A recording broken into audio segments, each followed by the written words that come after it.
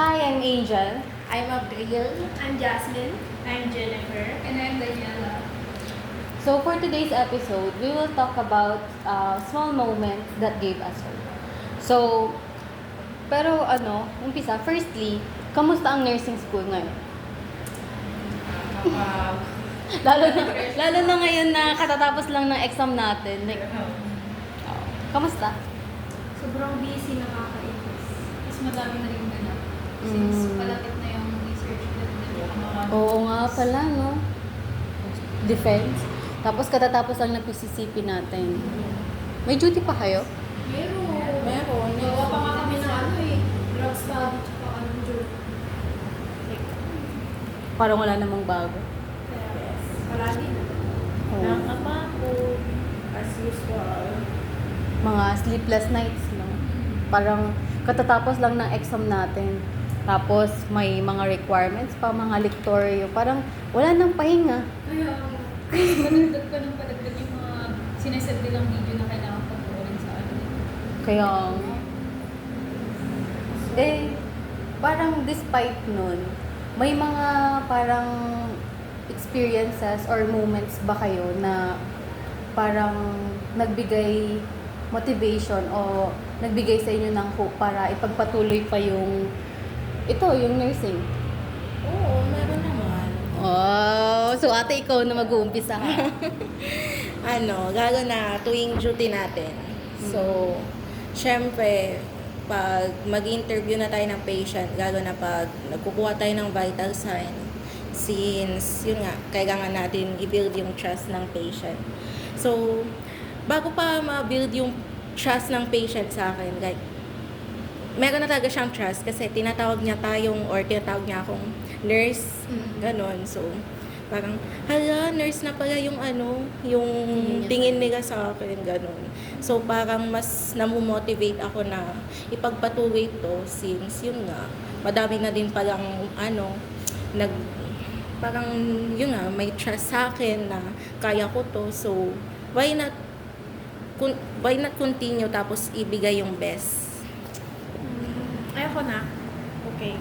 So, ako, yung time na nasa bahay ako, nag-chill. Alam niyo yun, weekend, na wala pang hindi pa tambak. Tapos, yung mama ko, lumapit sa akin, sabi niya, "Anak, alam mo ba yung gamot na iinumin ko para sa ganto ganyan?" Alam niyo na, yung minsan nakakalimutan nila yung gamot. Tapos, bigla lang pumasok sa isip ko yung gamot kasi alam niyo, nagtugma-tugma agad yung mga sinabi niya sa pinag-aralan natin. Kaya, oh my gosh, alam ko na pala yun. Yung moment na yun, yung napasabi ako na, ay, worth it pala to kasi alam niyo yun, natutulungan ko yung family ko, yung hindi lang yung patients at saka yung ibang tao. Buti hindi kayo kinakabahan mo kapag tinatanong kayo, anong gamot sa ganito, anong gamot sa ganyan? Kasi minsan parang nakakatakot magkamali nga. Siyempre naman, pag hindi ko naman alam talaga, like, ano yun? Pag nagagano naman ako sa isip ko, sasabihin ko, hindi ko alam, gagano na lang ako. Kaya, amin na yung mga gamot mo, ganon. Meron naman akong pinsan, doon na lang siya. Kaya pala nagpapatak kasi pharma. Patak niyo, Pharma Best. So, yung sa akin naman, yung na-experience ko sa duty, yung one time na may tinulungan akong patient. Then, after ko siyang tulungan, sabi niya sa akin, thank you kasi malaki yung tulong na ginawa mo sa akin. Sabi niya, kahit small lang naman yung ginawa ko na parang hindi naman talaga pang professional yung parang, di ba? Then, nung pag sinasabi sa atin na thank you, ganyan, yung mga patient, tapos parang nakakapagpagaan ng loob natin, tapos namomotivate tayo na galingan pa sa mga duty. Then, para mas marami pa tayong matulungan din. Alam niyo yun, parang, mas marami mag-thank you sa atin in the future, lalo pag professional na tayo, di ba? Then, alam na natin yung ginagawa natin. Hindi na tayo yung parang, paano yun, ganun, ganyan, di ba? Uy, samahan niyo ako na gawin ng ganito, ganyan, di ba? Parang mas nabibuild yung confidence. Oo. Like, di ba? Pag gano'n kasi naririnig mo, parang nagbubus yung mo, yung confidence, ganyan. So yun lang naman yung na-experience ko nun. And tuwang-tuwa ako dun sa may nagsabi sa akin na patient na yun. So, ikaw na ba yun? So, ako naman, yung first time duty ko sa Mangaldan sa Manawag, sama ni Angel tsaka ni Jennifer. So, yung time na first assign ko nun sa room ng ER. So, fulfilling yun kasi, and memorable yun sa akin kasi pag na-assign ka sa ER, it is a dream room na mapunta ka doon. Tapos nung time na yon, we're in a rush kasi 'di ba, kapag nasa ER ka, madaming pasyente yung mga napupunta doon. Tapos minsan mga critical patients pa. So that time, may naging pasyente ako na parang nahimatay dahil dun sa kulog daw or kidlat. Tapos yung time na yun, parang nahihirapan siya na makatayo, tas makapunta sa CR. So that time, tinulungan ko siya na mapunta sa wheelchair, inassist doon, tapos hanggang mapunta doon sa CR. Yun yung time na nakita kita. Oo. Tas akala ko nung iisip ko nun, bawal ba to? Pwede ba sa amin to? Ganto ganyan. Sa scoop ba to ng rule ng nurse ganon? Or pagiging student nurse? So, kina-question ko that time. Tapos, sabi sa akin nung pasyente ko na yon, teenager, sabi niya sa akin, "Salamat, ate nurse." Tapos sabi ko, "Ate nurse?" So, nakikita na pala nila kami na as nurse ganon. Tapos malaking bagay yun sa akin kasi small actions, tapos small words from them is nakikita nila yung effort namin na kahit sa simpleng bagay na ganon na ginawa namin is malaking bagay na rin pala yun sa kanila. Tapos mas na-motivate ako na ang tawag dito, mas pa yung knowledge na meron ako. Kasi kung wala naman akong kaalaman sa pag-treat ng patient or pag-care sa patients, di parang wala din yung, walang patutunguhan yung pag-care mo sa kanila kung wala kang kaalaman. Hindi mo yung intervention na kailangan mo gawin sa pagpa-plan ng paano mo sila i-care, ganun. So, parang parang halos pare-parehas lang din naman pala tayo. Kasi yung sa akin, katulad din nung sa inyo, yung parang simple thank you, ganon. Kasi one time, yung last na shift o duty natin sa Mangaldan, kailan ba yun? Last Friday or last Friday? Basta yung duty nun, sa Mangaldan kami na-assign. Tapos, so, na-assign kami sa triage. Kami yung nag-BP, ganon, kumukuha ng mga vital signs. So, nung kinahapunan, akala ko wala nang pasyente, ganyan. So, nakaupo na lang kami, nagkwekwentuhan na lang kami kasi wala nang pasyente. Tapos biglang itong dalawang matanda na mag-asawa, biglang lumapit sila sa amin.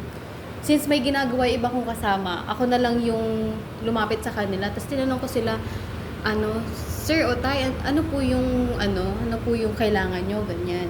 Sabi nila, yung pwede po bang magpakuha ng dugo o yung blood pressure nga? Ay, sige po, puna lang po kayo dyan. Tapos, sinabi niya, nalaman ko habang kinukuha ko sila ng blood pressure, na nanggaling na pala sila sa health center nila sa barangay, dun sa kapitan daw nila na pero sabi nila, sabi ko pala, kung nagpunta na po pala kayo doon, ba't pa po kayo nagpunta dito? Pero hindi ko naman inaano na dapat hindi na sila pumunta dito. Parang na-curious lang naman kasi syempre tapos na nilang na-check eh. Kasi sabi nila, hindi kasi parang may sira ata yung gamit nila or parang wala kaming masyadong tiwala doon kasi parang hindi namin alam kung alam ba nilang kumuha ng tamang, alam ba nila yung process ng tamang pagkuha ng blood pressure. So sabi ko, ganun. Tapos, nakuhanan ko na lahat-lahat. Tapos, nung tumayo na sila, magpapaalam na sila, ngumiti sila, tapos, parang paulit-ulit silang nag-thank you. Thank you, ganyan na. Thank you, miss. Thank you, nurse. Ganyan. Tapos, nung time na yon, nung narinig ko na nag-thank you sila, sabi ko, parang, ang fulfilling, parang ang sarap-sarap sa pakiramdam na despite na parang yung mga tawag dito, yung yung nakakapagod, despite na nakakapagod yung mga ginagawa mo, ganyan, parang a simple smile and simple thank you from them is parang nakaka-move na ng heart. Di ba? Yung parang nakarinig ako ng validation na matagal ko na palang kailangan. Di ba? So, ayun lang. Tapos, maliban pa doon, naranasan nyo na rin ba yung sa paggawa ng mga procedures? Yung parang hinahayaan kayo na gumawa ng procedures, lalo na ng mga senior nurse. Hinahayaan pero binabantayan. Oo. Parang tiniteach ay yung tinuturuan imbis na pagalitan. Kasi before, nakarinig na ako parang before ako pumasok dito sa nursing, parang naririnig ko na ang tawag dito, magagalitin yung mga nurse na pupuntahan mo dyan, na baka pagalitan ka lang ng mga doktor. Pero fortunately naman, wala naman ako na-experience. Kayo ba meron? Magbabay mo na sila. Takot sila na baka yun na. Kaya nga eh. So, Guys. yun na ba? Yun na. Di ba may sasabihin ka? Yung small, yung kahit na parang maliit lang yung... Small spark can make a big flame. Ganun. Ano? Can make A small spark can make a big flame. Wow! Saan mo nakuha yan? Wala na. Sa galit. Kaya nga, kahit na parang maliliit na bagay lang, parang sobrang laki na ng epekto nila sa isang tao. So, ayun. That's all, guys. Thank you for listening. Thank you for watching. And we hope na na-inspire namin kayo sa small acts na nagbibigay sa amin ng hope. Sana kayo meron din kayong moments na gano'n. Moments pala, hindi acts.